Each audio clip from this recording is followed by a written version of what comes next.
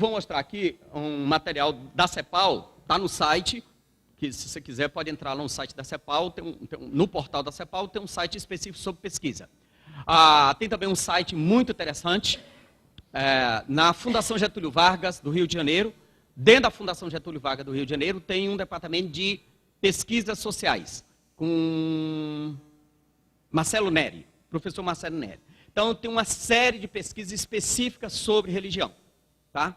Para, se lhe interessa, se você lida de igreja, lida de jovens, quer entender a sua época, saber comentar, então é fundamental trabalhar com estatística. Conquanto, eu espero que não tenha nenhum estatístico aqui, mas a gente debocha muito de estatística, porque estatística é um negócio um tanto inútil em algumas vezes, né? Então, dependendo de quem articula e de quem manipula, ela pode ser absolutamente inútil. Aquela velho chavão, que eu não sei se eu disse essa piadinha besta ontem, mas se não tinha alguém ontem aqui, vai ouvir de novo, né? Que estatística é aquela velha versão, né? Uma família passa fome e outra família come um frango. Se você faz estatística, cada família come meio frango. Então, assim, estatística não serve para nada, em alguns momentos, dependendo da manipulação. Mas é muito interessante perceber as estatísticas para a gente situar em que realidade nós estamos. Então, fazendo um paralelo em 3 censos, censo de 40, de 90 e 2000, a gente pode começar afirmando 3 coisas fundamentais. Primeiro, o declínio católico. Nós estamos caminhando para um declínio quantitativamente de católico. Por exemplo, em 1940, o catolicismo era 95% da população brasileira. Em 1990, 83%. Agora, em 2000, 73%.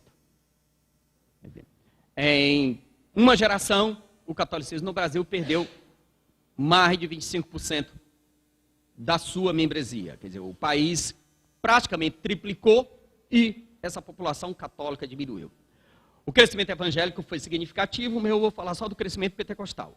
Em 1940, o pentecostalismo, que tem apenas 40 anos de existência, 30 anos de existência no Brasil, que o pentecostalismo, o pentecostalismo chega em 1910, 30 anos depois ele tem 2% da população.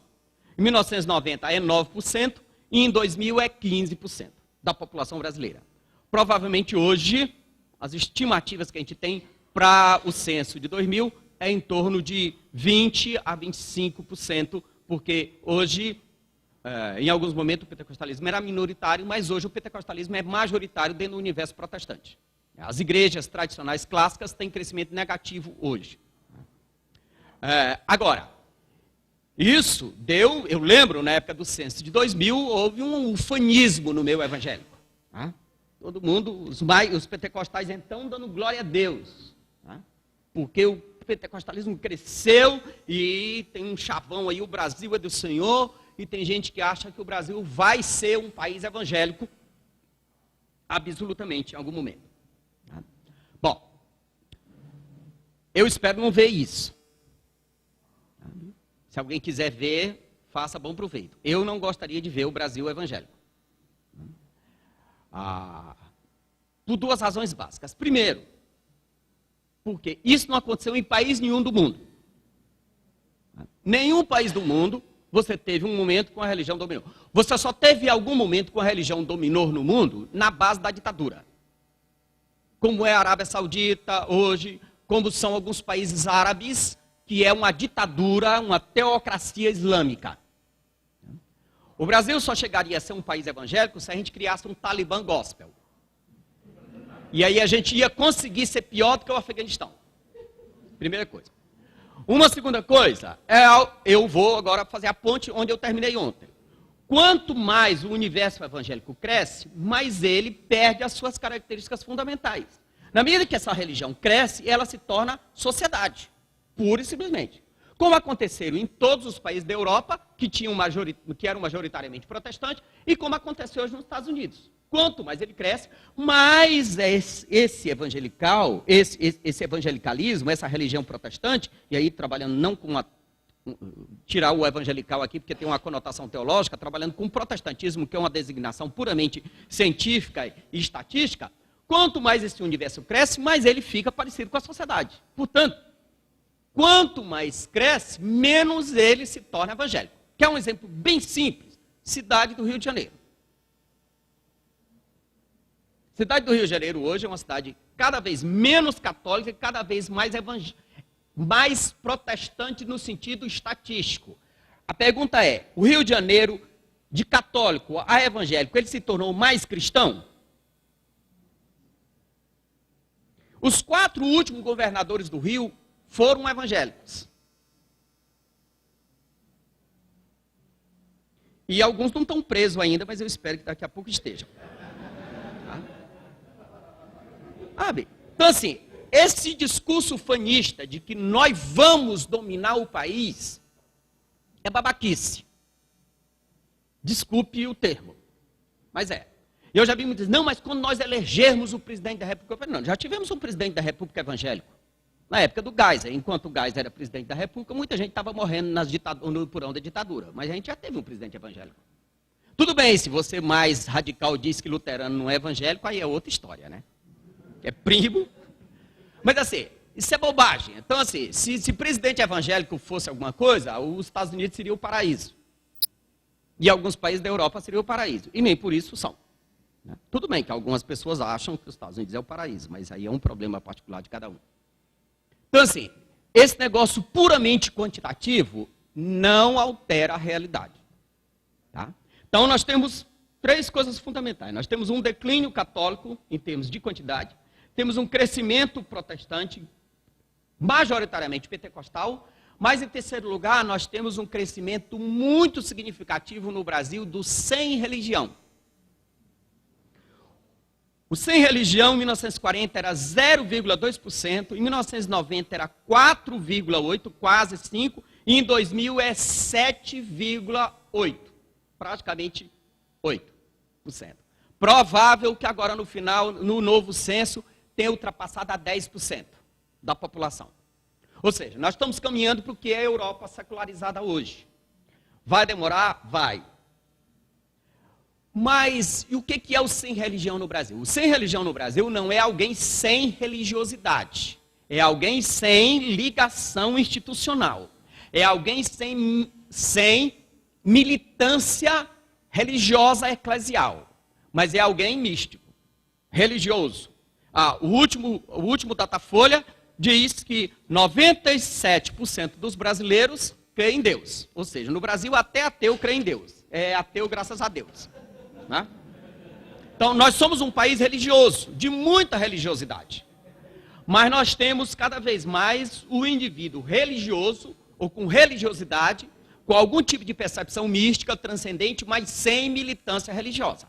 Ou seja, não preciso ir muito longe não. Na minha casa, 12 filhos, uma típica família nordestina, eu sou o 12º, cabra macho, cearense, meu pai, que todos os filhos foram criados no evangelho da igreja. Na medida que se autonomizam, chegam na vida adulta, eles saem, eles deixam a militância da igreja e vão viver a vida deles. Você perguntar para eles se eles são católicos, são budistas, eles não são nada. Não são evangélicos, mas também não são nada.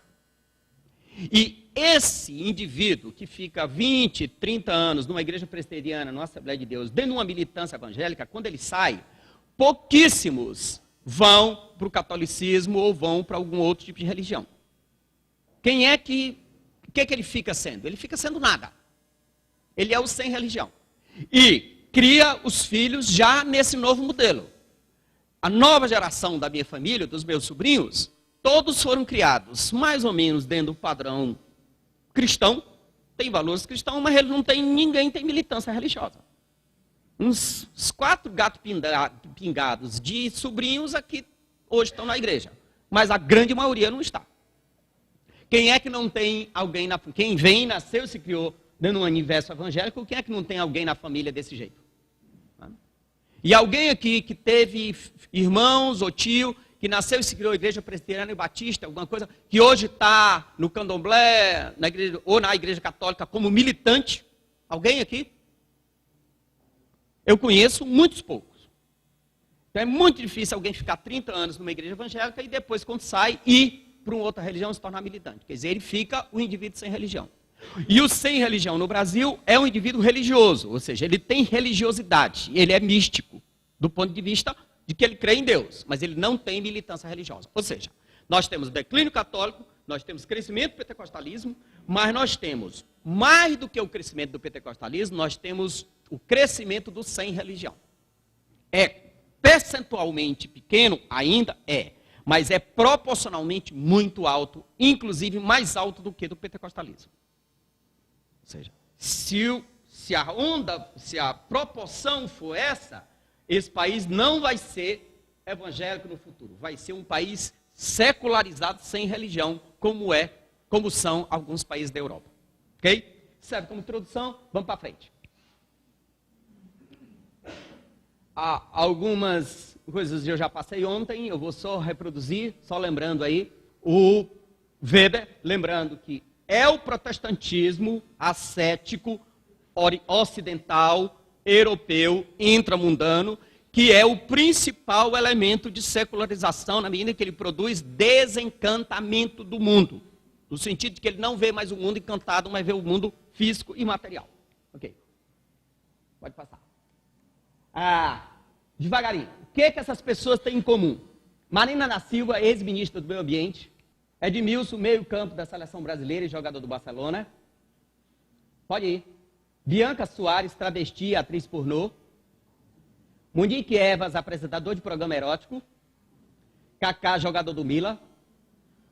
Joelma, vocalista da banda Calypso. Rosinha Garotinho, ex-governadora do Rio de Janeiro. Juarez Soares, medalha de ouro no PAN. E Acelino Popó, pugilista, campeão mundial de boxe.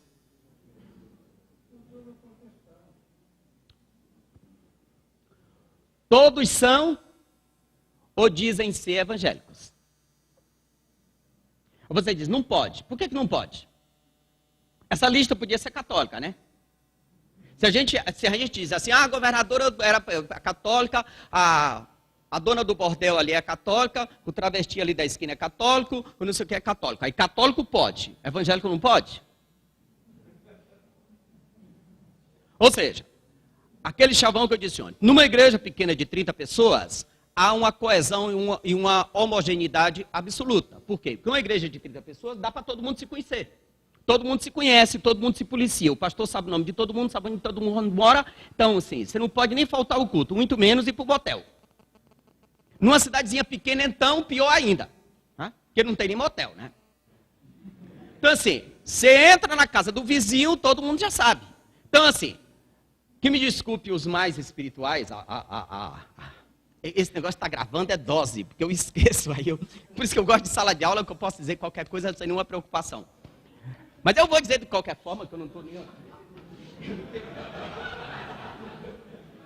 não tenho moral, sei lá. Eu vou embora. E na minha religião, eu tenho liberdade. Ou seja, numa cidadezinha pequena do interior, uma igreja batista de uma cidadezinha do interior não precisa nem do Espírito Santo para converter as pessoas. O próprio ambiente social se encarrega disso. Você não tem como pecar numa cidadezinha de 2.000 pessoas, numa igreja de 30 pessoas. Não tem como, não tem onde. Que boteco que você vai entrar e que motel você vai entrar? Não tem. Agora, numa cidade grande, uma igreja de 3.000 pessoas, você pode ser até crente nessa igreja. É óbvio. Então, assim, no universo protestante de 40 anos atrás, que você tinha 4 milhões de evangélicos em cidadezinhas pequenas e todo mundo se policiava, todo mundo se controlava, você tinha um universo bem homogêneo. 40 anos atrás, inclusive, porque você tem uma pressão extrema da sociedade de fora. Ou seja, para você ser crente 40 anos atrás, precisava ser muito real. No sentido de que assim, você tinha que enfrentar o patrão, a família, e em regiões rurais, pior ainda, você tinha que enfrentar o dono da fazenda. Então as relações de compadrios eram muito fortes. Você imaginou o que era no interior? Década de 40, todo mundo é compadre e comadre de todo mundo. Na medida que você se converte, você rompe com as relações de compadrio, quer dizer, você se marginaliza. Quer dizer, se converter há 40 anos atrás era um ato de heroísmo. Hoje está na moda. Porque, inclusive, você pode aproveitar e se converter e sair vendendo o testemunho. dá um dinheiro, sabe? Então tá na moda se converter, todo mundo se converte hoje e começa a ganhar dinheiro dando testemunho. Pena que eu olho para mim, eu não tenho nada de trágico para contar no meu testemunho. Quer dizer, nem dá para ganhar dinheiro com isso. Bom, heresias à parte, o que acontece é o seguinte, nesse universo de 40 milhões de evangélicos no Brasil, tem de tudo. Pode, inclusive, ter um travesti. Pode ter uma Monique Evas. E desculpa, eu estou usando o nome da pessoa aqui, mas é uma pessoa pública. Mas pode ter diferentes tipos de pessoas. Não só porque o ambiente social permite, mas porque você tem determinados grupos que também relativizam isso. E sem entrar no mérito. Para mim, isso aqui nem está certo, nem está errado. Tá? Isso aí é problema de pastor. Pastor é que tem que definir se está certo ou está errado. Para mim, como sociólogo, isso não está nem certo nem errado. Não estou aqui dizendo que essa igreja está certa, essa igreja está errada. Eu estou dizendo que o ambiente é extremamente plural. E não tinha como ser diferente. Na medida que esse número quantitativamente vai crescendo, ele vai sendo cada vez mais plural. Você tem hoje igreja de sufista, igreja de metaleiro, igreja... O ambiente underground hoje, tem um movimento underground de missões que eu estou tendo o privilégio de participar, eles me aceitaram, eu estou usando eles como cobaia para as minhas pesquisas, mas tem sido muito interessante participar de igreja, de metaleiro. Eu tenho pavor a heavy metal. Eu gosto de forró, como cearense, né? E aí eu fui, por exemplo, lá no tribal e os meninos lá à noite fazendo um show de heavy metal. Para mim aquilo é insano. E os meninos, vamos lá, não sei o quê. Eu falei, cara, não me convence essa macharada se batendo uns dos outros. Eu, cabra macho nordestino, eu prefiro a minha mulher aqui na minha frente para eu dançar forró com ela. Eu acho muito mais interessante, mas questão de gosto não se discute, né? Então, assim, você tem esse tipo de coisa. E eu disse assim, esse grupo está errado? Eu não tenho coragem de dizer que eles estão errados. Para mim, é diferente, não passa pelo meu critério de gosto, mas, para mim, está dentro do universo plural. Você tem igreja para empresários, você tem reunião de empresários, você tem reunião de metaleiro. Por que não? Tá. Tem a Donep, tá? Para mim é muito mais imoral a Donep. Bom, deixa eu pra lá. Vamos para frente.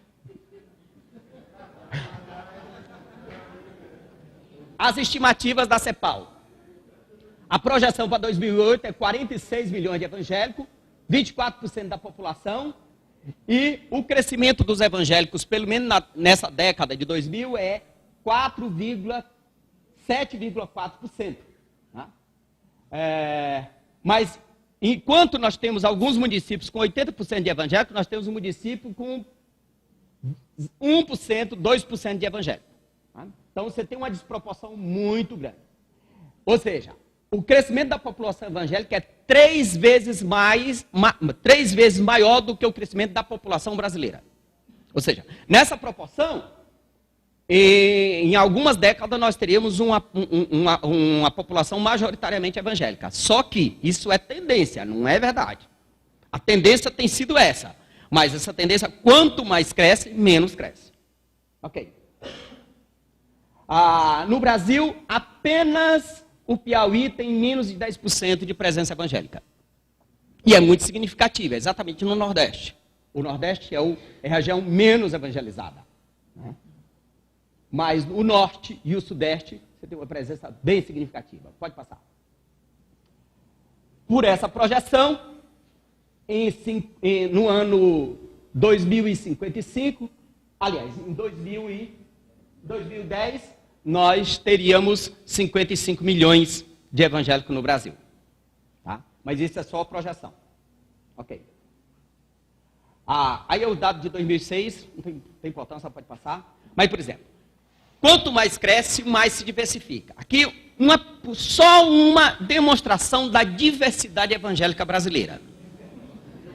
Assembleia de Deus do Pai, do Filho e do Espírito Santo, Assembleia de Deus com costumes, com doutrina e sem costume, Assembleia de Deus dos Anciões, Assembleia de Deus de ostentação ao rebanho, Assembleia de Deus Batista Cobrinha de Moisés, Assembleia de Deus Fonte Santa, Assembleia de Deus Adventista Romaria do Povo de Deus, Assembleia de Deus Botas de Fogo Ardente e Chamuscante, Assembleia de Deus dos Caprichosos, Assembleia de Deus do Papagaio Santo, Assembleia de Deus do Filho e Consolações, Assembleia de Deus Nova Criatura Remoldada, Assembleia de Deus Não Brinque com Deus, Assembleia dos Santos, Assembly of God, chique, né?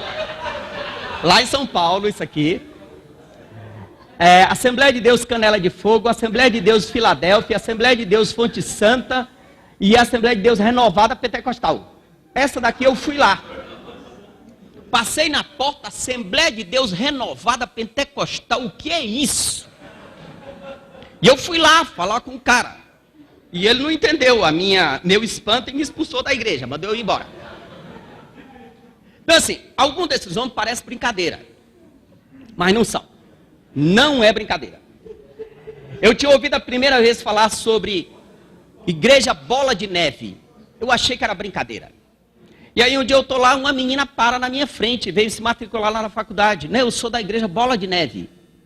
Eu falei, não, você está brincando. Não, é verdade. E na época era a igreja bola de neve. Mas agora no modelo gospel, agora é bola de neve church. Chique, né? Chique. Então, recentemente, uma senhora chegou lá na igreja para fazer ficha, para trabalhar na zeladoria, e os meninos sabem que eu pesquiso sobre isso. Hoje eu tenho uma lista de 10 páginas de nome de igreja, e os meninos me mandaram a ficha para eu ver. Igreja Faca de Dois Gumes. E aí vai. Eu ando, todo lugar que eu ando batendo foto e anotando o nome de igreja. Tem alguns nomes que você diz assim, não, o cara bebeu, tomou cardenal vencido, só pode ter sido. Porque tem alguns nomes que você diz assim, não, é piada, mas não é. E aí fora a igreja batista, a igreja adventista, a igreja presbiteriana, o nome original é igreja presbiteriana, e uma adjetivação posterior que é absolutamente folclórico. E aí você diz assim, qual é o limite disso? Não sei. Vocês têm uma ideia, 1940. Catolicismo ali, 95%. Evangélicos, 2%. Pula lá para 2000.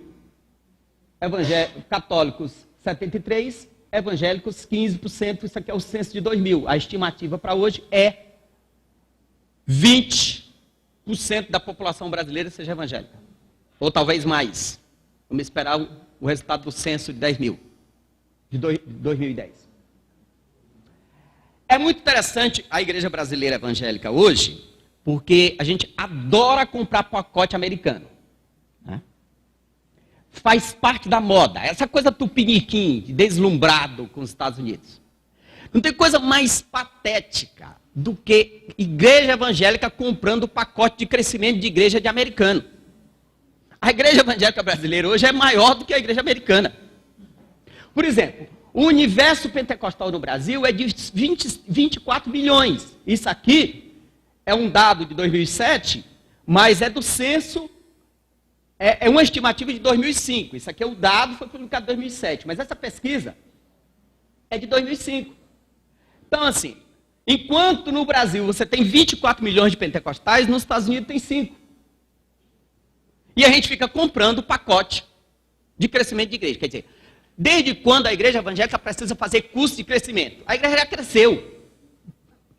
A gente tinha que fazer curso de outra coisa hoje.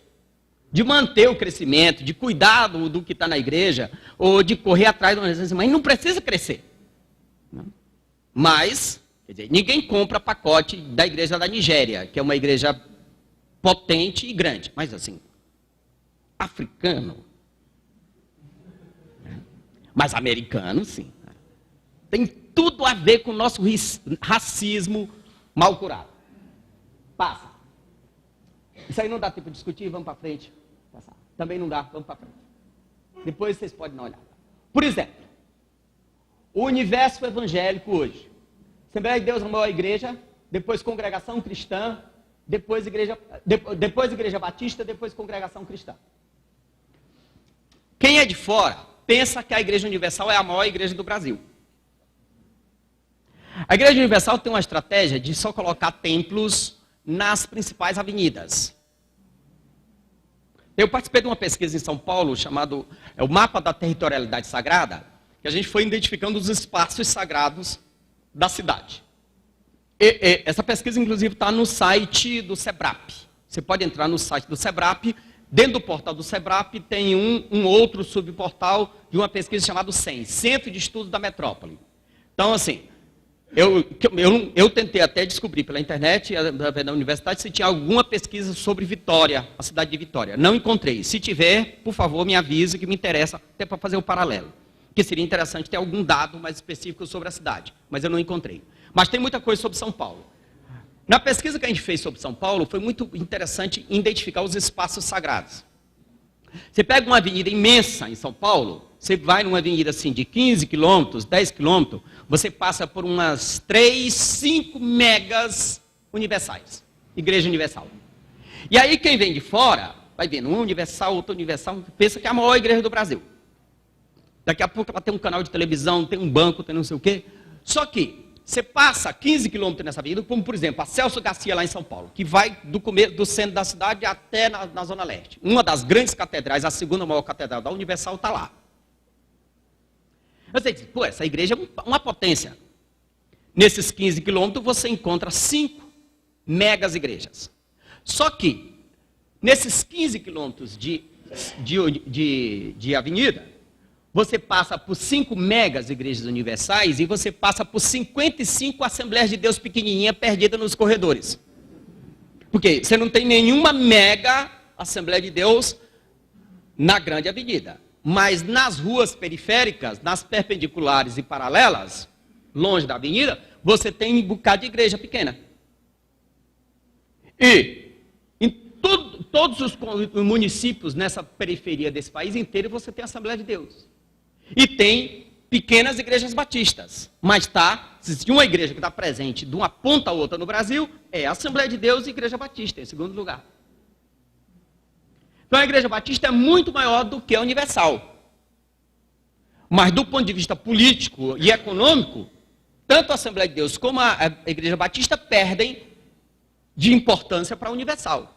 Pela presença visível, da visibilidade do templo e pelo poder político e econômico que ela tem. Mas isso é o dado do censo de 2000. Ok. Isso a gente já discutiu ontem. Eu não tenho tempo agora, eu quero pular. Se eu tiver tempo, eu volto para discutir isso aqui. Só para lembrar, esse processo de secularização acontece pela relação que o homem tem com esse Deus pessoal, na verticalidade e na horizontalidade com os seus contemporâneos na sociedade moderna. Ok. Ok, pode passar. Isso aí foi um erro. Bom, um dos grandes problemas da religião na modernidade é porque no mundo antigo a religião tem o domínio sobre a realidade. Ou seja, tudo que existe, existe em função da religião. E eu estou trabalhando basicamente com as 5 esferas que Weber elabora no texto, e eu retorno a lembrar para vocês, é interessante vocês lerem esse texto que eu passei por e-mail, o texto está disponível na internet. Tá? Então, é interessante, não é um texto tão simples, é um texto denso, a primeira leitura talvez se torne um pouquinho difícil, mas persistindo, e até depois da discussão que eu fiz aqui, fica um pouco mais fácil de você ler. Mas é um texto fundamental para a gente entender a questão da modernidade e a relação da religião em geral com a questão da modernidade. Ou seja, no mundo antigo, você tem a religião como centro e dominante de todas as esferas da vida. Na modernidade, você tem a religião como uma das esferas, mas as demais esferas se autonomizam. E eu estou usando literalmente a expressão de Weber, para dizer assim. A realidade social na modernidade, você tem esferas que se autonomizam e em alguns momentos elas se encontram com a religião. Lembram das palavras-chave que eu coloquei ontem? A relação é de tensão e ao mesmo tempo de concessão. Você tem tensão no primeiro momento e depois você tem uma relação de concessão. Ou seja, você tem política, economia, esfera intelectual, erótica, estética. Em algum momento ela se encontra com a religião, porque tem algumas questões da religião que também são políticas, tem algumas questões da economia que também são da religião, e aí vice-versa. Em alguma dessas áreas você tem uma harmonia, mas em alguma dessas áreas você tem uma verdadeira tensão. Ó, isso de forma genérica. De forma mais especificizada, determinados grupos têm muito mais concessão, têm muito mais harmonia com a relação econômica da vida, e determinados grupos, muito mais tensão. Se eu estou me fazendo entendido, vocês sabem muito bem. Tem igreja que lida, em tese, muito melhor, ou pelo menos de forma muito mais clara, com a questão do dinheiro. Tem igrejas que têm uma dificuldade extrema de lidar com dinheiro, ou por falta dele, ou porque não sabe lidar mesmo. Né? Tem pastor que tem a maior facilidade de pedir oferta, tem gente que não tem facilidade de pedir oferta, seja para ele ou para os outros. E assim por diante. Tem determinados grupos que lidam com a questão da sexualidade com muita naturalidade. Tem gente que lida com a sexualidade com muita tensão. E assim por diante. Tem grupos que lidam com a questão da arte com muita naturalidade. Tem gente que lida com a arte com muita dificuldade. E aí vai. Tem grupos que lidam com a questão da intelectualidade com muita facilidade. Em tese, eu estou num ambiente que se lida com a intelectualidade bem, porque eu estou numa faculdade. Em tese. Mas vocês sabem que aqui mesmo, num ambiente acadêmico, pressupostamente um ambiente que deveria lidar com a questão da intelectualidade com muita naturalidade, você tem algumas tensões insolúveis em sala de aula. Né? Por quê? Porque a gente vai lidar com as questões da intelectualidade com a nossa fé, com os pressupostos dogmáticos. E aí, alguém vai ter que dançar nesse negócio. Né? E aí, seminário ou faculdade teológica é um bom lugar para ficar doido e se desviar. E alguns conseguem fazer as duas coisas ao mesmo tempo. Porque a pretensa fé que você tinha dos dogmas da escola dominical, quando você chega aqui, num ambiente acadêmico da teologia, algum desses dogmas começam a ser, no mínimo, questionados. E aí, onde é que fica? Como é que fica? Eu não sei como é que alguns de vocês lidaram com a questão do batismo que eu coloquei ontem. Né? Que é completamente, assim, eu tenho uma história clássica que aconteceu comigo em sala de aula uma vez, falando sobre a reforma protestante. Eu tinha um aluno, um senhor já idoso, um homem muito sério, crente, presbítero de uma determinada igreja. E aí a gente falando sobre a reforma protestante, ele perguntou, aí eu falando da questão que assim, você tem Lutero, desenvolve a reforma, e aí os príncipes alemães aderiram, né? De forma quase que total, e tem muito a influência da oportunidade de deixar de pagar laudênios e impostos para o Vaticano e poder se apoderar dos latifúndios da Igreja Católica. E aí esse irmão perguntou, irmão, que é isso? Eu li num livro que sim, Lutero prega com tanta convicção, com tanto entusiasmo, e eu estou numa catedral, Lutero com o próprio olhando para mim ali, né? Quer dizer, se fosse sessão espírita, ficaria pior, né? Porque ele estaria presente. Mas como a gente não é espírita, a gente não acredita que ele esteja presente, eu posso falar mal dele também. Né? Não, mas eu não vou falar mal de Lutero. E aí ele disse, irmão, eu acreditava que assim, os príncipes alemães se converteram porque foi ação do Espírito Santo. Eu digo, querido, olha, eu não questiono para o mal ou para o bem a ação do Espírito Santo. Agora, assim, se eu tenho a oportunidade de me converter e deixar de pagar contribuições ao Vaticano e tem um latifúndio inteiro na minha frente para eu me apoderar dele, é ótimo. Então, assim, essa coisa da conversão dos príncipes alemães tem muito a ver com questão econômica e com questão política. E aí, fiz uma análise disso. Aí ele disse assim, ficou clássica lá na faculdade, até hoje eu menino brinco sobre isso. Ele falou assim, ah, meu Jesus amado, dá para desperguntar?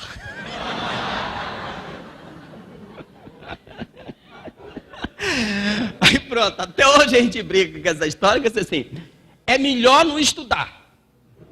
Sabe? Porque assim, você começa a estudar e começa a perder essa fé ingênua. Porque alguma dessas coisas que você tinha na conta do milagroso, do extraordinário, da intervenção de Deus, quando você começa a estudar na história, você percebe que isso não tem nada a ver com Deus. Como a história do batismo que eu estava colocando antes, do batismo de infantil ou do batismo de adulto. Não tem nada a ver com Deus, é uma questão puramente política. Agora, os caras precisam colocar isso na conta de Deus para se valorizar, é óbvio. Então assim, quando você chega aqui, a relação é tensa. Mas, ao mesmo tempo, é uma relação de concessão, porque você tanto faz concessão a algum tipo de intelectualidade, quanto a tua fé. Porque, no meu caso, eu lembro que quando eu fui fazer filosofia na minha graduação, existia uma espécie de pânico. Não, mas quem vai fazer filosofia perde a fé. Quem fala o que quer, ouve o que não quer. Para mim, eu não perdi a fé. Eu perdi a ingenuidade da fé e eu continuei. Quer dizer, tudo bem, não dá para melhorar muito, né? Aí você pode dizer até que eu não sou crente, tudo bem, mas eu sou crente ao meu jeito, e eu sou crente. Ah? Pode não parecer, mas eu sou. Então assim, estudar, fazer a graduação de filosofia não me fez perder a fé.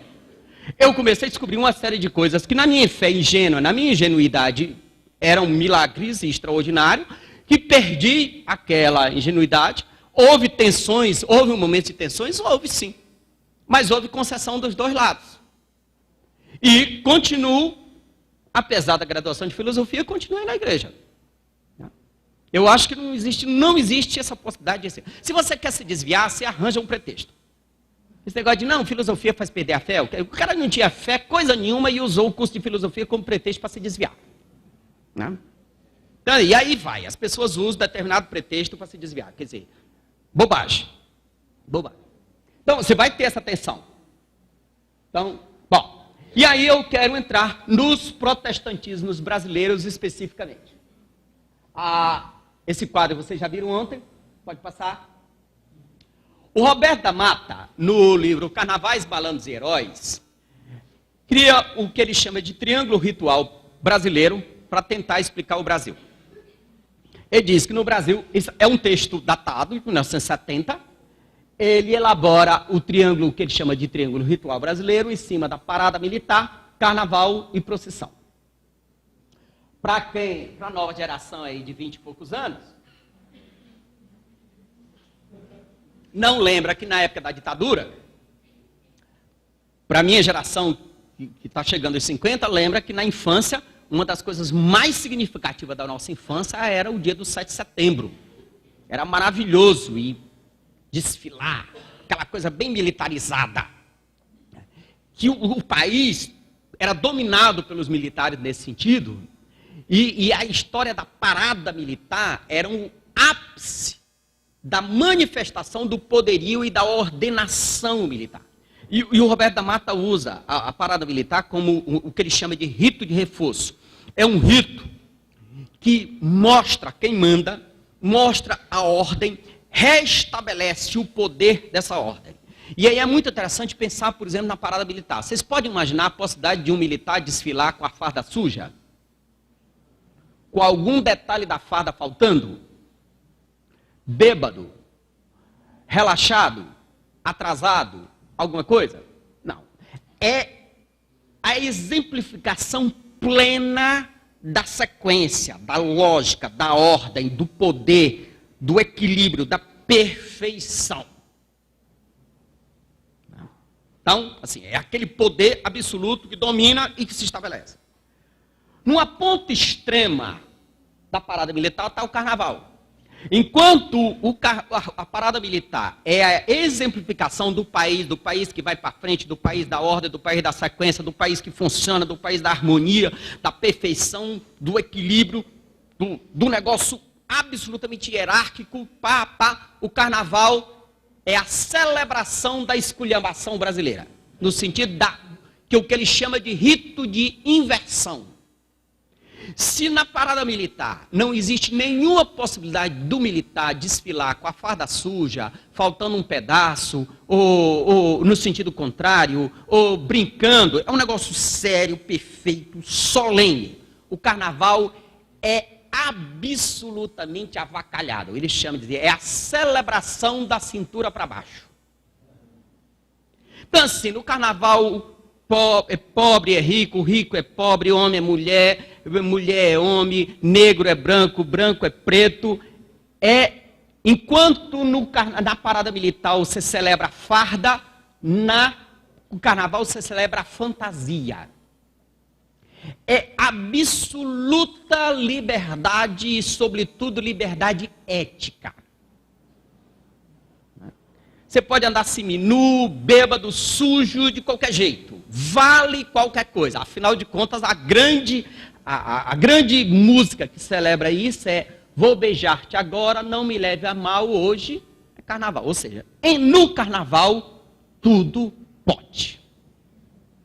Enquanto no sistema militar você tem uma regra absoluta, no carnaval você tem uma inversão absoluta e uma suspensão ética absoluta. Aqui não pode nada, aqui pode tudo.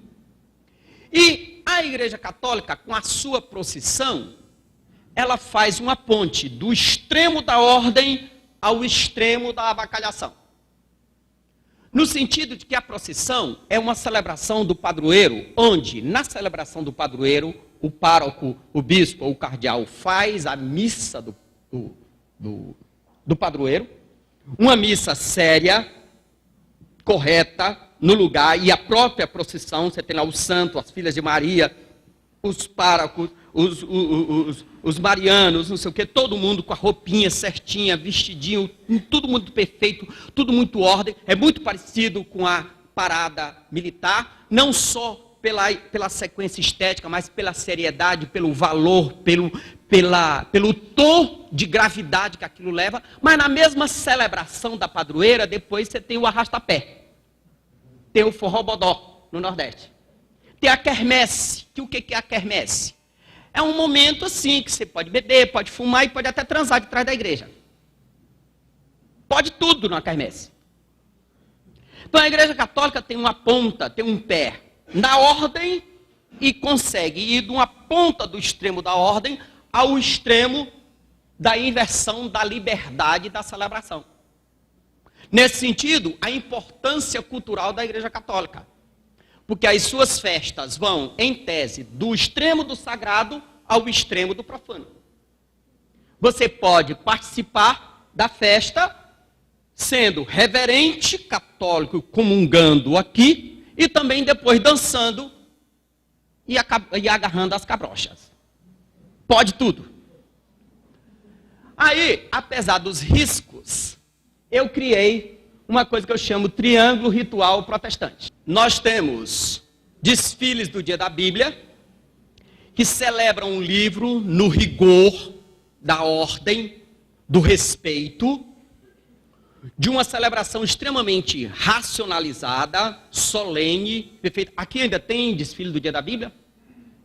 Nas grandes cidades não tem mais, nas cidades do interior ainda tem. Aquela coisa dos evangélicos que vão para a rua, que faz um desfile com a Bíblia e depois faz um culto solene na praça. Inclusive, porque se a gente tem um despachante na prefeitura, a gente inclusive faz uma praça da Bíblia. Eu não sei para que isso funciona, mas tem. Então, aquela coisa do rigor da Bíblia. E nós temos hoje no universo evangélico a marcha para Jesus, que é o extremo do rigor e da seriedade. Na marcha para Jesus, pelo menos na de São Paulo, que eu acompanho todos os anos, você tem de tudo. Tem até crente também. Você tem lá um trio elétrico de pagode, tem um trio elétrico de heavy metal, tem um trio elétrico de hip hop, tem um trio elétrico de reggae, e aí tem a moçada do reggae, tem a moçada do rock, tem a moçada de tudo. E aí tem lá na marcha para Jesus aqueles irmãozinhos típicos conservadores, assim, de paletó e gravata com a Bíblia aqui, as irmãzinhas da saia grande e o coque, celebrando muito sério, levando aquele negócio muito a sério, glorificando, aquilo ali é uma manifestação, nós estamos orando pela nação, muito sério, dando todo o respeito, mas você também tem na marcha para Jesus a moçada curtindo, né? As menininhas de blusinha dado nozinho aqui, trepada no ombro dos meninos, na maior curtição.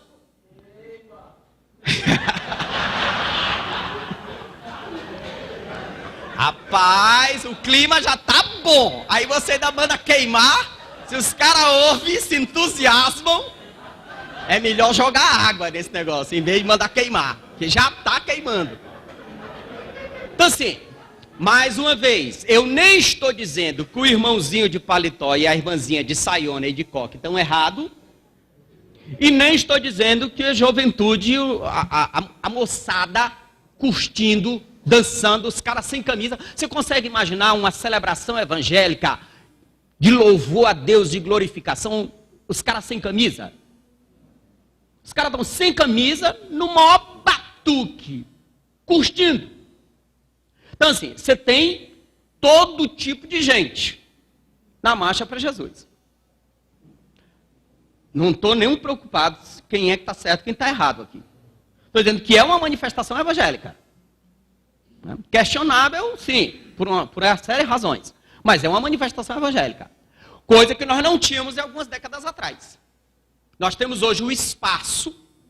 E aí eu estou usando marcha para Jesus como uma mera exemplificação. Fora os espaços, como eu já coloquei ontem, quando eu falei do quadro Os Dois Caminhos. Hoje você tem no universo evangélico danceteria gospel, você tem festa junina gospel, fazendo quadrilha. Se bem que em determinadas igrejas é fácil fazer uma quadrilha, né? Alguns já estão presos, mas aproveitam os que não estão presos ainda para fazer a quadrilha. Imoral. Essa é uma piadinha imoral, essa. Essa foi horrorosa. Depois eu peço perdão a Deus. Foi horrível essa. E nós temos as nossas festas internas, que tem uma tendência a fazer a ponte entre a seriedade e a coisa mais informal. Que é um elemento que é fundamental dentro do universo evangélico que faz essa ponte: acampamento.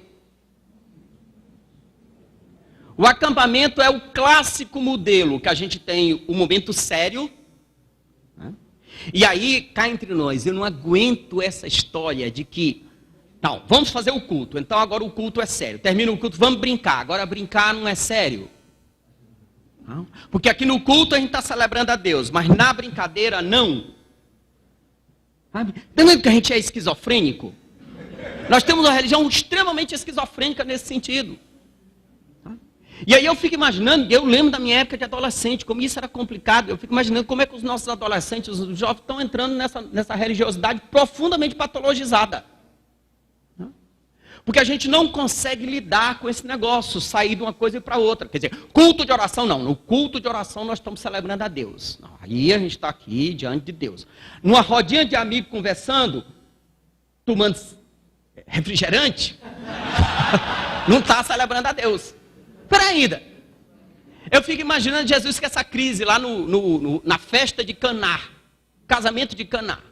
Canaã lá. Aí não, aqui nós...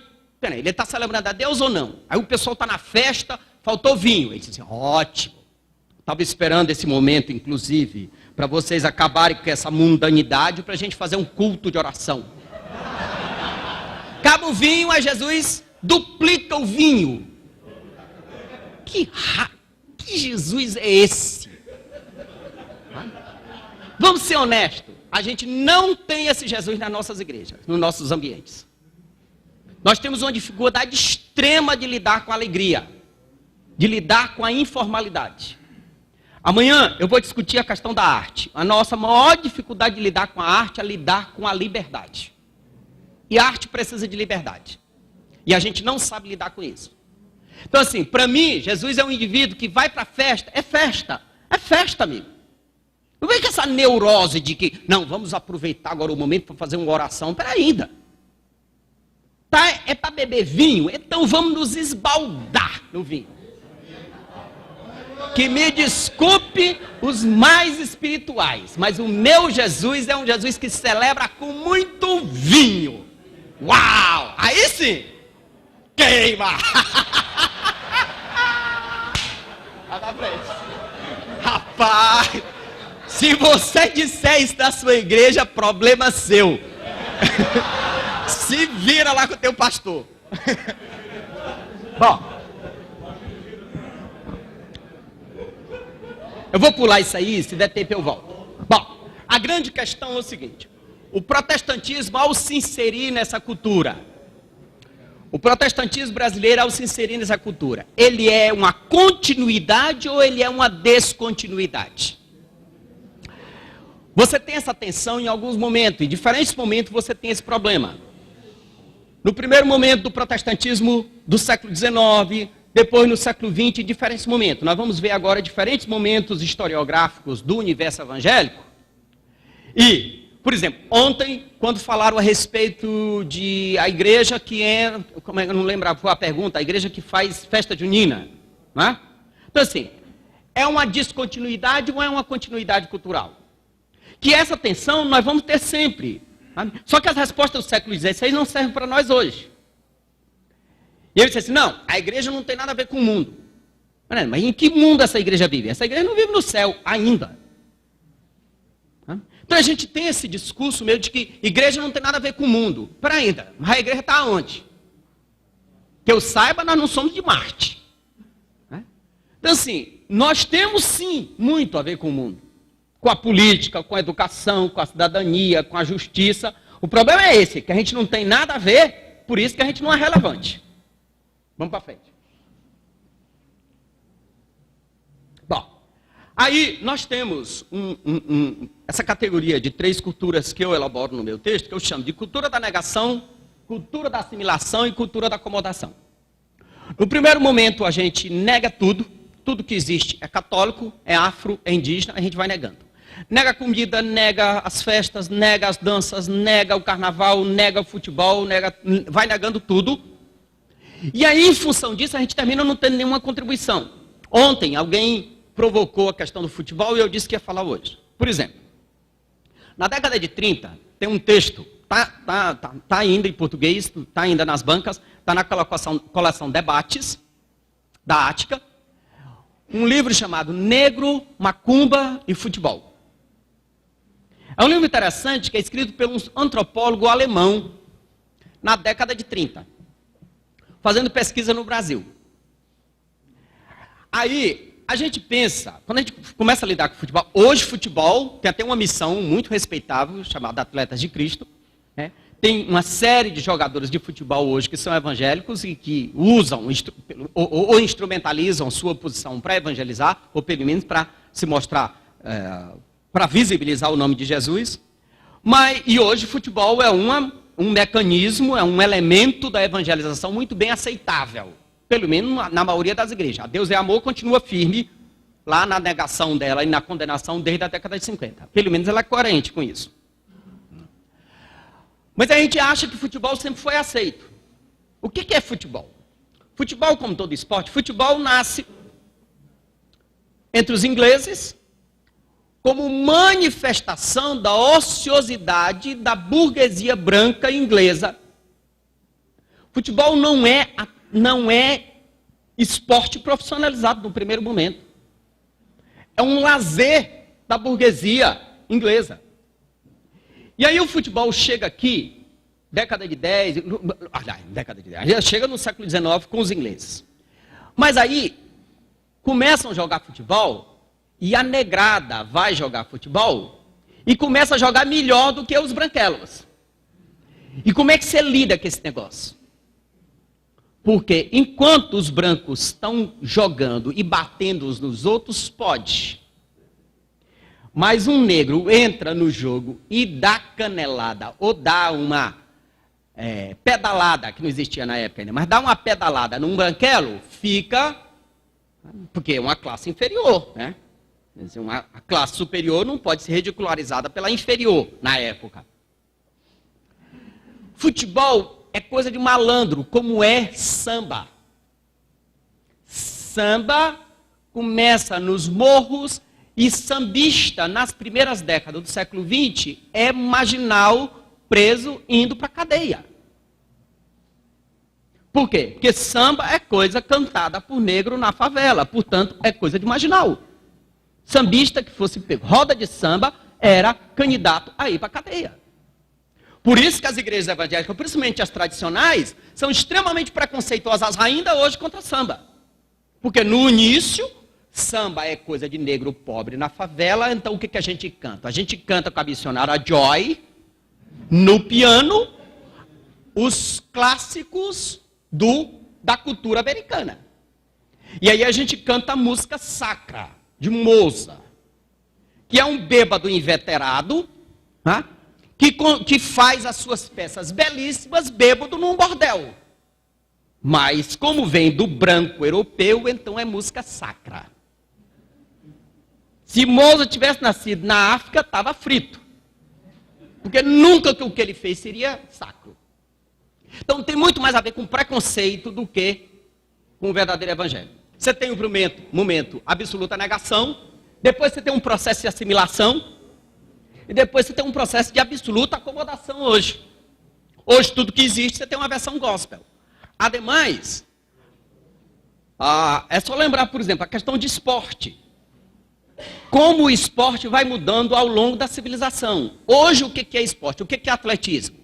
O que é um atleta hoje? É um outdoor ambulante, só. Quer dizer, só. Maldoso da minha parte. Mas assim, para que serve um atleta de verdade para a grande imprensa e para a grande indústria? Para poder visibilizar seus produtos. Atletismo hoje é profissional, mas é essencialmente um modelo econômico. Uma estrutura econômica de venda de produto. Coloca um adesivo no tênis dele, nas pernas, no calção, aqui de lado, porque inclusive quando a possibilidade, quando ele virar assim, a câmera pega. Ótimo. Atletismo ou esporte, no período medieval, hoje é puramente comércio. Algumas épocas atrás, do século XIX, é ócio. No período medieval é guerra. E no período grego, atletismo é celebração ao divino. O que são os atletas gregos? São modelos de beleza em oferenda aos deuses. Não tem Nike, eles não ganham milhões da Nike nas Olimpíadas gregas. Eles vão como oferenda aos deuses. Então o esporte vai mudando o conceito. Então, na medida que a cultura vai mudando a cultura e vai mudando também a religião. Então você tem tensão e concessão. No primeiro momento, futebol é coisa do diabo. Como televisão é coisa do diabo, como uma série de coisas é coisa do diabo. Na medida que a gente chega na classe média e pode consumir, aí deixa de ser do diabo. Claro. A gente abocanha esse negócio e usa esse negócio de forma instrumental. Quer dizer, foi a televisão que deixou de ser do diabo, ou foi a televisão que se converteu à igreja, ou foi a igreja que se converteu à televisão? Eu não sei responder isso. Vamos para frente. Bom, aí você tem no Brasil os 4 modelos de protestantismo, né? Tem o protestantismo das invasões, o protestantismo de imigração, quer dizer, o protestantismo das invasões, aqui é uma mera citação, porque assim, os portugueses chegam em 1500 e depois disso você tem a presença dos huguenotes franceses em 1500, logo depois da chegada, que assim, que a historiografia brasileira também é muito sacana, muito cínica nesse negócio, porque assim, a chegada dos portugueses é a chegada oficial, aí depois os franceses é a invasão, dos portugueses não é invasão. Depois a presença dos holandeses no Nordeste no século XVII é a invasão. Quer dizer, os portugueses acho que são donos desse negócio aqui, ou pelo menos foram convidados pelos tupiniquins, né? Mas e na historiografia brasileira passa desapercebido de lembrar que assim, a chegada dos franceses em 1500 e alguma coisa ali no Rio de Janeiro é uma missão huguenote francesa mandada por Calvino, como tentativa de colonização e de evangelização no Brasil. Foram muito bem recebidos pelos católicos da época, né? Foram mortos todos. Um negócio assim bem cristão. Depois a presença holandesa no Nordeste também foi trucidada, né? Então não sobrou nada, quer dizer, algumas igrejas em Olinda. Depois passa. Então de 1500 até 1800 você não tem presença protestante. Você só vai ter presença protestante no protestantismo de imigração que chega junto da família real a partir do século XIX. Eu não tenho tempo para aprofundar isso aqui, porque vocês, quem já está no 4º ano, já viu isso em História da Igreja, e quem está no 1º ano, aguarda que vai chegar lá, o professor de História vai discutir isso com vocês. Então, tem esse protestantismo de imigração, que, no primeiro momento, ele é europeu, branco, escolarizado, e não tem nenhuma preocupação cultural com esse país. Por quê? Porque o país é miscigenado, é agrícola, é rural, e está longe da democracia e do desenvolvimento europeu e americano. Então, acabou.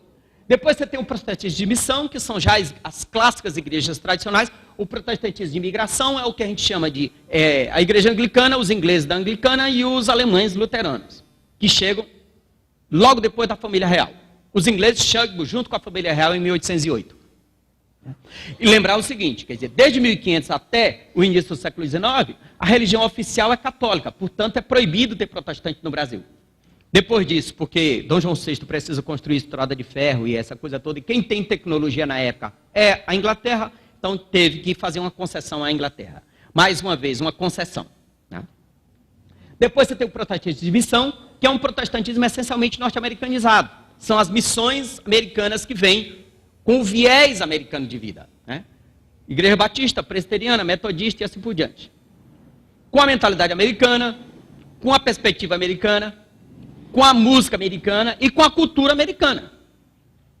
E aí eles vêm de um país que já tem tecnologia, já tem desenvolvimento, já tem democracia funcionando, já tem escola, já tem todo o desenvolvimento e vem para um país agrícola, atrasado, semi-analfabetizado e essencialmente miscigenado. Então a mentalidade é de colonizador, superior, rico e que olha para cá, para esses mulatos que estão precisando da nossa liderança. Deu no que deu. Fizeram coisas muito significativas, fizeram. As escolas de tecnologia, o Mackenzie e o Bennett, é uma demonstração do avanço da vanguarda protestante no século XIX. Mas faz todo um grupo profundamente negador da cultura local. Nesse sentido, a provocação que eu fiz com vocês ontem, por que os grupos afros, quantitativamente insignificantes do ponto de vista quantitativo, são muito mais significantes na cultura brasileira? Por quê? Porque é uma cultura sincrética e que se adequa, uma manifestação religiosa sincrética que se adequa e vira cultura. Os evangélicos, os protestantes, desde o primeiro momento, chegam negando essa cultura. E negando, e negando, e negando. Depois, aí tem o protestantismo pentecostal, que chega em 1910. Diferente, por exemplo, das missões protestantes tradicionais, mesmo que o pentecostalismo também venha dos Estados Unidos. Mas o pentecostalismo vem de viés pobre. Vem também de missionário branco.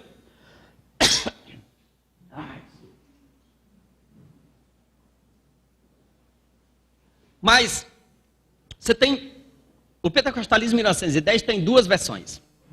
Tem a congregação cristã, que vem de Luiz de Franciscon, que é um italiano, presbiteriano, mais calvinista do que o próprio Calvino, se filia à igreja presbiteriana no Brasil, mas como ele tem a versão pentecostal, ele já se pentecostalizou nos Estados Unidos, aqui ele é expulso da igreja presbiteriana e funda no Brasil a Congregação Cristã do Brasil. É uma igreja brasileira, que a partir do Brasil, ela alcançou diferentes outros países.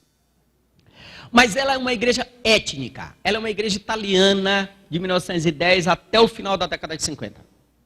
Seus cultos italianos, seu inário italiano, Bíblia italiano, e ela é uma igreja da comunidade italiana. E uma comunidade marginal. Porque hoje é chique, né? Tem o passaporte, resgatar a cidadania italiana para ter o passaporte da comunidade europeia, mas não esqueçam que os italianos vêm para cá pobre, lascado, para substituir a mão de obra escrava. Então, assim, hoje é chique, mas naquela época era coisa de pobre.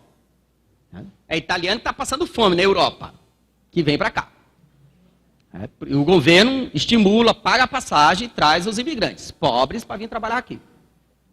Então, é um grupo muito marginal. Então, é uma igreja extremamente apolítica e extremamente sectarizada até hoje, fechada, girando em torno de si mesmo, com esse calvinismo ultra absurdo de que Deus já estabeleceu tudo absolutamente e que eu não preciso fazer nada para o mal ou para o bem, inclusive evangelizar. Então, é um pentecostalismo extremado, porque assim, a grande maioria do pentecostalismo é arminianista, esse é um pentecostalismo ultra-calvinista. Quer dizer, se é que Calvino disse isso nesse exagero.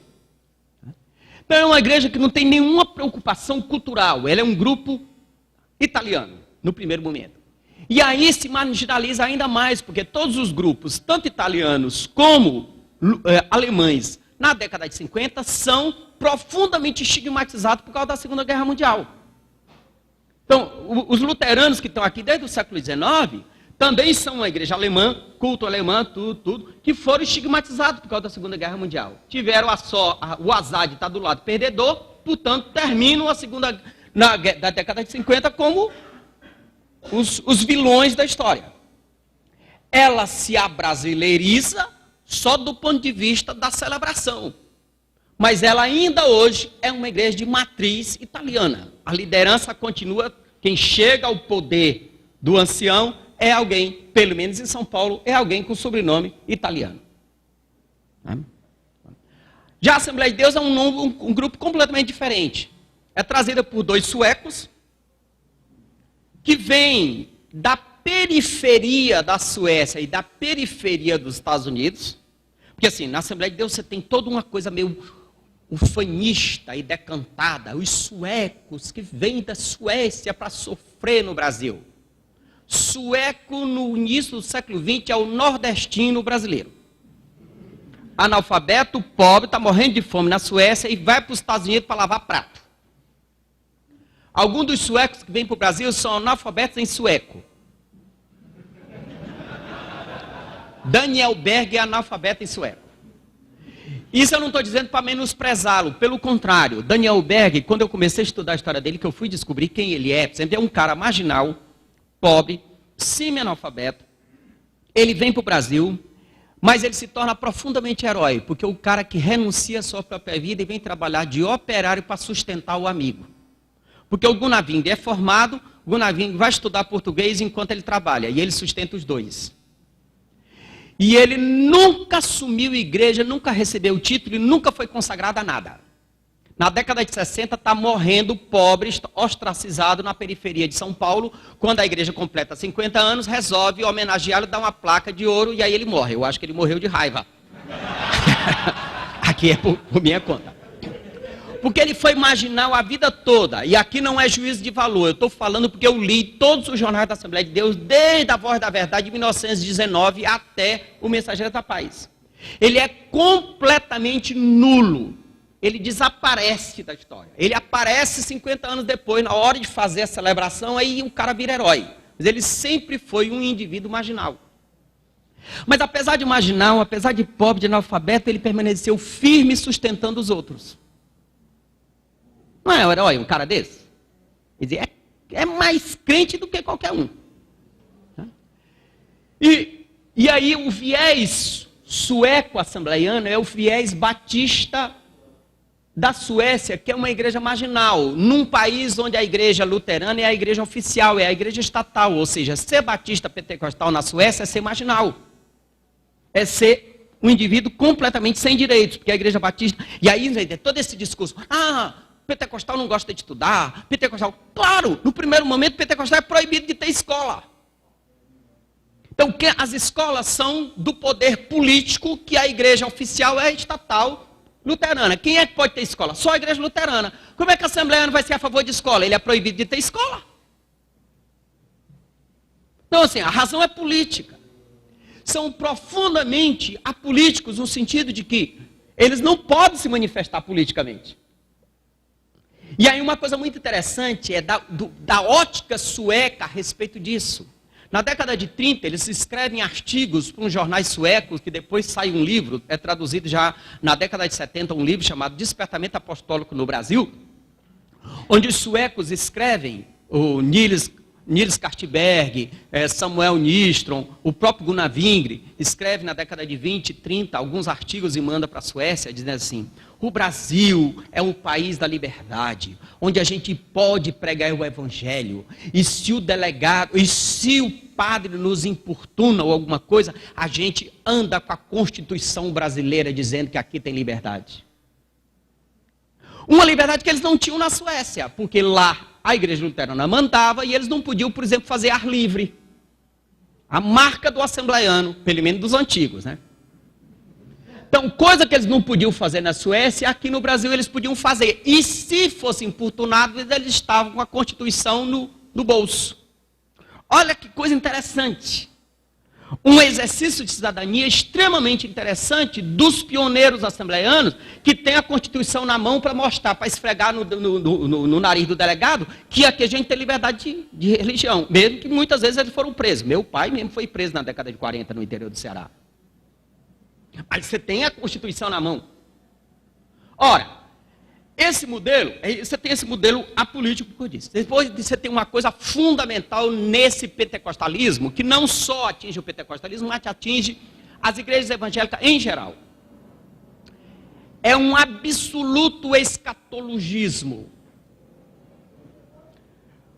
Para o benefício, eu sei que é uma faculdade teológica, eu não posso ensinar para nossa vigário, mas dá que alguém aqui não é da faculdade de teologia, você não tem a obrigação de saber a linguagem técnica. Escatologia na teologia é a ciência, é a teologia, é o estudo das últimas coisas. Quer dizer, o que se pressupostamente entende como o fim dos tempos, a vinda de Jesus, e todos os acontecimentos que dizem respeito à vinda de Jesus. Isso é a marca da teologia do início do século XX. A escatologia contamina o século XX, não só o pentecostalismo de forma fundamental, mas não só o pentecostalismo. E aí, aquela síndrome, que às vezes pode parecer folclórico, mas era muito comum na época, eu vi isso no jornal, as pessoas disputam: meu irmão, você vai estudar? Mas para quê? Não vai dar tempo. Você vai construir uma casa? Para quê? Aí você olha assim: pô, mas que povinho ignorante, que coisa mais estúpida. Vamos fazer um esforço de lembrar o que era viver em 1920.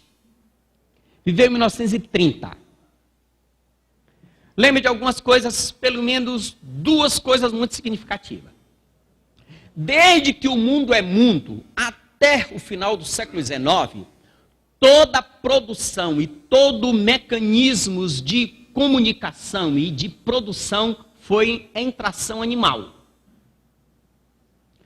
No século XIX entra o processo de mecanização. Cara, isso faz uma diferença absoluta. O que é? Tudo sem atração animal e agora tem o processo mecânico. Isso muda o mundo. Medidas as proporções, é a nossa contemporaneidade. Nós vivemos um mundo sem internet, agora estamos vivendo um mundo com internet. Mudou completamente a forma de se comunicar hoje. Ademais, quer dizer, além dessa questão que muda extraordinariamente a realidade do mundo em termos de comunicação, o início do século XX começa com a Primeira Guerra Mundial. Primeira Guerra Mundial. Não é pouca coisa. Dizem que de verdade não tem primeira e segunda. Você tem uma só, porque a segunda é só consequência da primeira que não foi resolvida. Você tem a primeira, continua a confusão e desemboca na segunda. Você imagina o que era você viver na final da década de 20, 30, 40?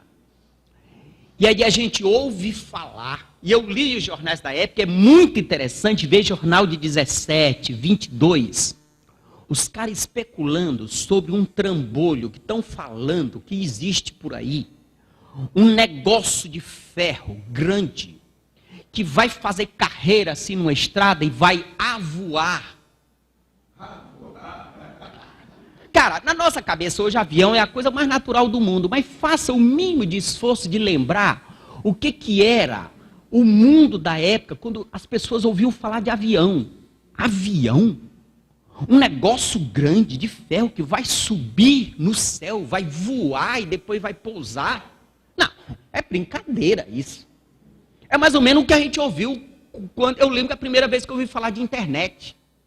Era um negócio assim entre delírio, ficção científica. Era pura ficção científica quando a gente ouviu falar a primeira vez de internet. Celular. Eu lembro que em 1988 eu trabalhava na Câmara dos Vereadores em Fortaleza, chegou um cara lá vendendo para o vereador um fax. Primeiro que é o seguinte, quando você ouve uma palavra que você não tem você ouve o código linguístico, mas você não tem o significado, você não tem o elemento concreto na cabeça, fax. O que é fax? Aí o cara explicou, não, é um aparelho que alguém telefona e aí a mensagem vem pelo papel. Eu falei, não pode. Telefone são ondas magnéticas. Aí eu, muito intelectual, muito metido, aí falei pro cara, não pode. Telefone são ondas magnéticas, é som, não é papel. Aí ele falou, coitado, era só vendedor, não era cientista. Aí ele falou, como é que esse papel, mas esse papel vem de lá? Não, o papel está aqui. Mas como é que você disse que o papel vem do outro telefone? Não, o papel está aqui. Não, vem só as letras. Eu disse, não, mas telefone não é letra, telefone é som. E ele não sabia explicar. Ele trouxe um trambolho do tamanho do trem, ligou lá no telefone e ligou para o escritório. Passa o fax. E aí a folhinha passou assim e saiu as letrinhas assim. Eu lembro que estava eu, o vereador, todo mundo assim ao redor olhando. E eu disse assim, gente, eu quero meu espelhinho. Eu me senti um Tupinambá em 1500 vendo os portugueses. Que bicho é esse? Porque, eu gosto muito de racionalizar as coisas. E eu não consegui racionalizar naquela hora. Como é que esse negócio transmitiu? E aí não tinha internet em 1988 para poder descobrir. E eu fui tentar descobrir como é que funcionava esse negócio. Até tentar entender o que era fax. Até porque a palavra não explicava fax. Qual a origem etimológica disso? Não tem. Não sei o quê. Tá, foi uma crise. O Xerox, quando eu fui falar em Xerox pela primeira vez, imagina o que era, na década de 20, os caras falar de avião. Estão sentados? Pior, esse negócio vai entrar na guerra. E esse negócio vai soltar bomba lá do céu. Que é pior, os jornais da época começam a dizer o seguinte, a Europa tem uns líderes, ou pelo menos um especificamente, que está dominando o mundo, invadiu os outros países, está matando os judeus. O que vocês estão pensando? Não é que o anticristo está perto de se manifestar, ele já está presente. Sim. Como se não bastasse o Hitler, tinha Mussolini na Itália, que fez um acordo, era um líder político, fez um acordo com a Igreja Católica, porque, convenhamos, a Igreja Católica também é o anticristo, né? Naquela época se dizia muito. Pior, mais para o norte, tem um outro líder poderoso, inimigo da Igreja, Stalin. Quer dizer, o anticristo tem um bocado de filhotinho de anticristo. Então assim, não é que Jesus está perto de voltar. Jesus está chegando agora. Então isso contamina o mundo evangélico de uma forma absoluta. Então hoje é fácil olhar para trás e dizer assim, pô, mas esse povo era muito ignorante, não queria estudar porque achava que Jesus estava perto de voltar. Cara, você não pode imaginar a tensão que existia na época. Um verdadeiro pânico. A Europa começa a ser destruída por Hitler e não sei o que, e aquele negócio todo. Aí, amigo, não, termina a Segunda Guerra Mundial, resolve tudo. Pior, termina a Segunda Guerra Mundial, ONU restabelece o Estado de Israel. Pronto, a figueira floresceu. É agora. Não, é muito interessante ler os jornais da época, porque assim, o jornal é a coisa do dia, é o retrato da hora. Então assim, essa coisa de vinda de Jesus é absolutamente efervescente. Precisa muita coisa não. Batista, presbiterianos, assembleanos aqui. Uma coisa muito simples. Os nossos hinários estão cheios de hinos sobre vinda de Jesus. É ou não é? Alguém conhece algum CD de música gospel lançado esse ano que fale de vinda de Jesus? Vinda de Jesus não está na moda. Aliás, se Jesus vier agora, vai estragar o barato, né? Quer dizer, nós não estamos esperando Jesus. Pelo contrário, ele não deve vir. Porque agora a gente está rico, poderoso, tem boate, tem shopping, tem dinheiro, tem congresso, tem passeio de barco, tem tudo. Nós estamos no melhor dos mundos. Para que Jesus vai vir agora? Vai estragar o barato. O bom, e a gente esperava Jesus.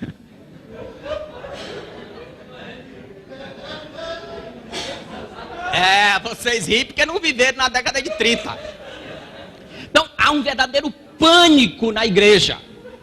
Há um verdadeiro pânico na igreja a respeito de vinda de Jesus. Ou seja, com essa perspectiva escatológica, o que eu vou fazer no mundo? Nada, amigo. O mundo é que se exploda. O mundo está em guerra, ótimo, porque isso é vinda de Jesus. Está piorando, que maravilha, aleluia que está piorando. Porque, aqui assim, de forma bem caricata, quanto mais pior, melhor. É a teologia do quanto pior, melhor.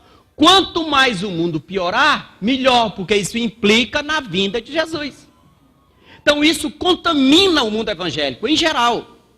Então qual é a perspectiva de inserção cultural na época? Nenhuma. Por isso que assim, futebol é coisa do diabo, dança é coisa do diabo, arte é coisa do diabo, política é coisa do diabo. Por que eu vou me meter em política? Não vai resolver mesmo esse troço, esse negócio vai mesmo assim, esse negócio tem... Aí, a ideia é essa. O mundo vai queimar no inferno, então, amigo, é melhor que ele já vá treinando. A ideia é essa. E nós, os santos, os salvos, vamos ficar aqui arrumadinho no nosso grupinho, né? Puros, não se contaminando com o mundo, esperando Jesus voltar. Cara, pode ser caricato, até da forma mais caricata que eu coloco, mas faz todo sentido para a época. E assim, eu não estou aqui caricaturando, ridicularizando com os evangélicos da época. Eu acho que, inclusive, eles são muito mais coerentes do que nós hoje. Porque eles estão vivendo, durante a época deles, de forma bem coerente com a época deles. Tudo bem, você vai dizer, uma cambada de alienados, um pessoal que não tem preocupação com a relevância social, mas fazia todo sentido para o mundo que eles estavam vivendo. Então, fazendo o esforço de entender a época, é isso. Então, assim, qual é a preocupação cultural? Vamos produzir arte. Para quê?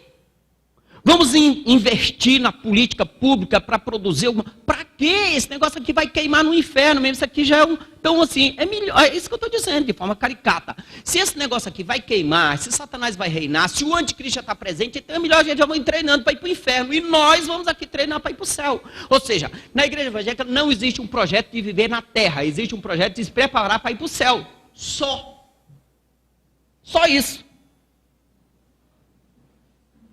E aí Jesus não veio, né? Pelo menos a gente acha que não veio, né? Porque nós estamos aqui, né? Porque se ele veio e a gente continua aqui, aí fica pior.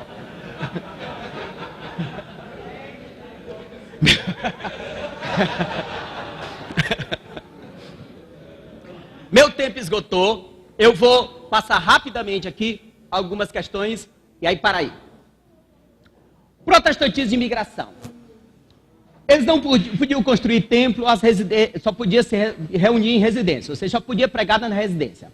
A política, oficialmente, era um império, então eles eram completamente proibidos de qualquer manifestação. Qual é a produção cultural? Eles eram agricultores, trabalhavam só na agricultura e sistema de transporte ferroviário. Então, acabou. E aí eu queria chamar a atenção de vocês para a questão da pobreza. Qual é o conceito de pobreza nesse protestantismo no século XIX? Pobreza é falta de trabalho. Naquela mentalidade agrícola, não só do protestantismo, mas toda a mentalidade agrícola, todo o pessoal, quem conhece fazendeiro, gente que trabalha na roça, sabe que é o seguinte, se você trabalha, você não passa fome. Acabou. É muito simples. Você pode até viver em pobreza, mas não passa fome. Ou seja, você tem terra, você planta, colhe e está resolvido. Então assim, Na mentalidade agrícola, você tem que trabalhar. Por isso tem a família grande. Pobreza é falta de trabalho. Acabou. Você tem disposição para trabalhar, para ir para a roça, tá. Você trabalha, você tem o que comer. Acabou. Protestantismo de missão. Para aí. Pregação. É uma pregação essencialmente proselitista, que não no proselitismo no sentido pejorativo, no proselitismo no sentido técnico, que enquanto o protestantismo de imigração não tem essa preocupação evangelizadora, porque ele é étnico e ele é proibido pela lei de evangelizar, o protestantismo de missão, Igreja Batista, Presbiteriana, Metodista, vem com essa mentalidade evangelística missionária de fazer prosélito, de evangelizar e de ganhar alma. Política. É uma religião dos letrados, dos cultos, de classe média alta escolarizada. Produção cultural. É a produção de escolas, metodologia, ciência, medicina e assim por diante. Gramática, literatura. E aí, nessa mentalidade, o que é pobreza? É atraso do catolicismo. É muito comum, no final do século XIX, o discurso protestante que é o seguinte: os Estados Unidos, país evangélico, país rico, país abençoado por Deus, país que tem desenvolvimento, tem tecnologia, tem ciência. Brasil, católico, pobre, atrasado, um país analfabeto. Então é o seguinte, o discurso dos evangélicos no século XIX, das igrejas tradicionais, é assim: se o Brasil sair, abandonar o catolicismo, vai abandonar o analfabetismo, vai abandonar o atraso, vai abandonar o império católico e vai ser uma república laica, secular, escolarizada, rica e capitalista. Então, protestantismo aqui é riqueza, desenvolvimento, tecnologia. Portanto, catolicismo é sinônimo de atraso, de pobreza, de analfabetismo. Que faz sentido. Na época faz todo sentido. Pentecostalismo. A pregação é proselitista, né?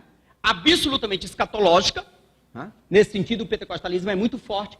Na política, a congregação cristã é uma religião étnica e a política. Na Assembleia de Deus, ela é absolutamente escatológica, portanto política não é coisa de crente. Produção cultural. São pobres e periféricos, não tem nenhuma preocupação de produção cultural, mas tem um incentivo muito significativo à leitura. Pobreza é escolha divina, é bênção de Deus.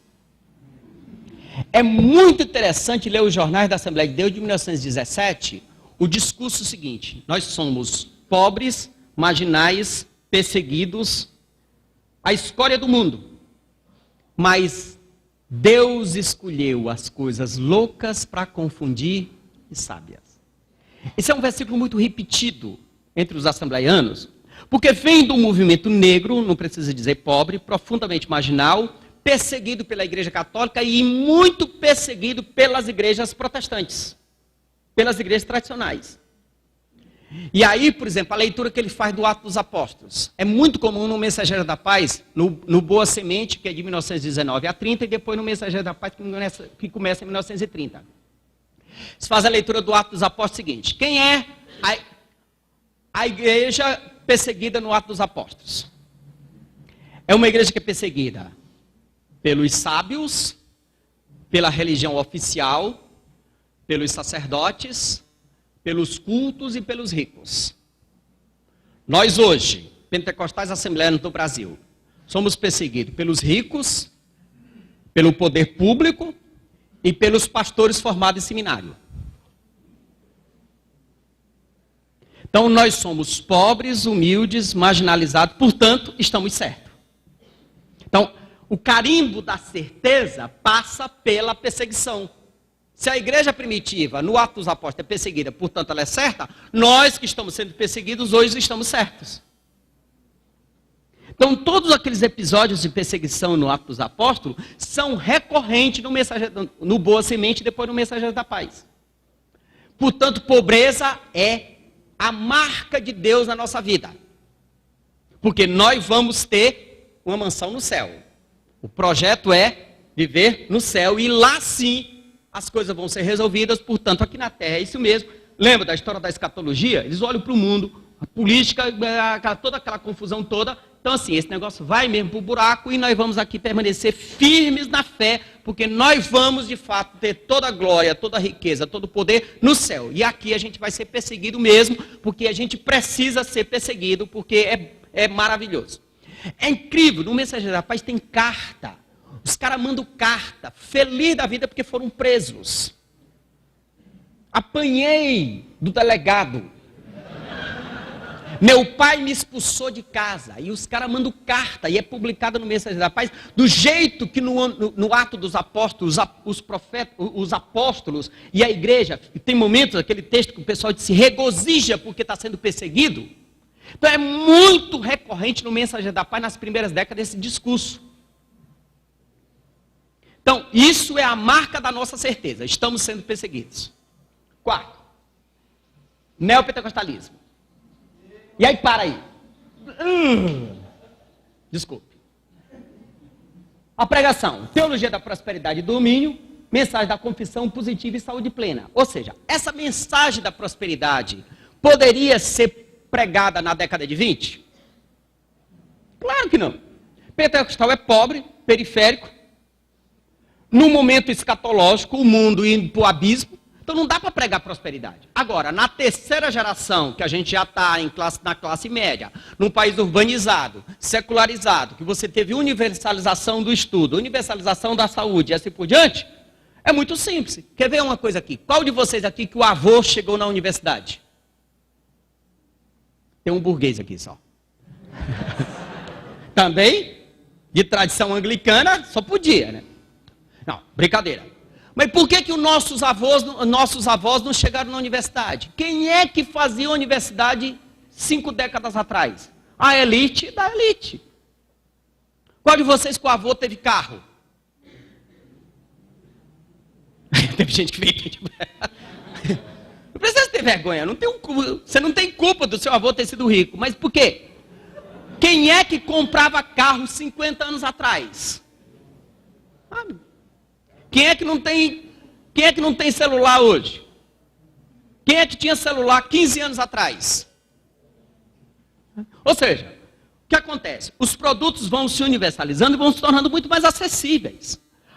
E aí outra coisa, esse universo assembleiano, a segunda e terceira geração, que já nasce em casa, numa casa própria, mesmo um assembleiano na periferia do Nordeste, já nasce numa casa que desde o primeiro momento valoriza estudo, que já tem livro, que já tem escola dominical, pode ser simples, simplório, pequeno, mas já tem ênfase no estudo, ou seja, a segunda geração é toda escolarizada e a terceira só não chegou na universidade quem não quis, porque já tem todo um substrato de ajuda, é óbvio.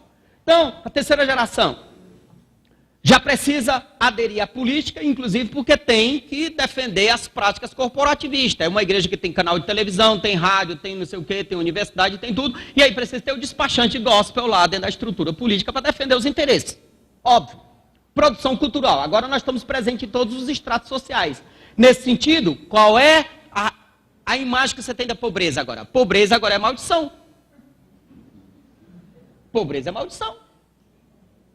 Pobreza no primeiro momento é falta de trabalho, depois é atraso do catolicismo, depois no pentecostalismo clássico é bênção, agora a pobreza é maldição, claro. Ricos, famosos e bonitos, agora candidatos toda a capa da revista Caras. Por que eu quero falar de pobreza? Pobreza agora é maldição.